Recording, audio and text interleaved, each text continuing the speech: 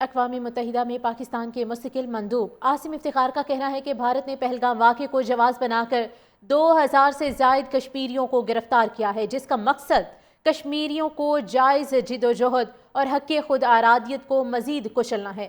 سلامتی کونسل میں بریفنگ میں پاکستانی مندوب عاصم افتخار نے کہا کہ مقبوضہ کشمیر میں حالیہ برسوں میں ہزاروں نامعلوم اور بے شناخت قبریں سامنے آئی ہیں۔ تحقیقات سے واضح ہوا ہے کہ بھارتی قابض افواج لوگوں کو پہلے اغوا کرتی ہیں، پھر انہیں اذیتیں دی جاتی ہیں اور بغیر کسی قانونی عمل کے موت کے گھاٹ اتار دیا جاتا ہے۔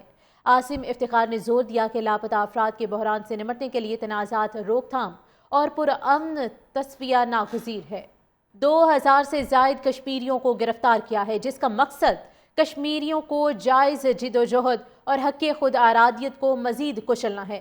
سلامتی کونسل میں بریفنگ میں پاکستانی مندوب عاصم افتخار نے کہا کہ مقبوضہ کشمیر میں حالیہ برسوں میں ہزاروں نامعلوم اور بے شناخت قبریں سامنے آئی ہیں۔ تحقیقات سے واضح ہوا ہے کہ بھارتی قابض افواج لوگوں کو پہلے اغوا کرتی ہیں، پھر انہیں اذیتیں دی جاتی ہیں اور بغیر کسی قانونی عمل کے موت کے گھاٹ اتار دیا جاتا ہے۔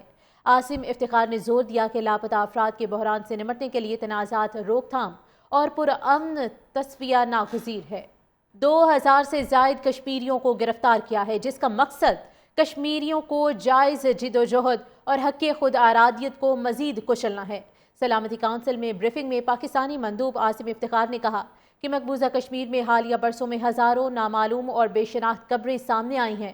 تحقیقات سے واضح ہوا ہے کہ بھارتی قابض افواج لوگوں کو پہلے اغوا کرتی ہیں، پھر انہیں اذیتیں دی جاتی ہیں اور بغیر کسی قانونی عمل کے موت کے گھاٹ اتار دیا جاتا ہے۔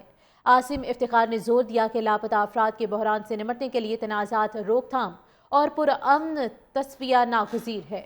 2000 سے زائد کشمیریوں کو گرفتار کیا ہے، جس کا مقصد کشمیریوں کو جائز جدوجہد اور حق خود ارادیت کو مزید کچلنا ہے۔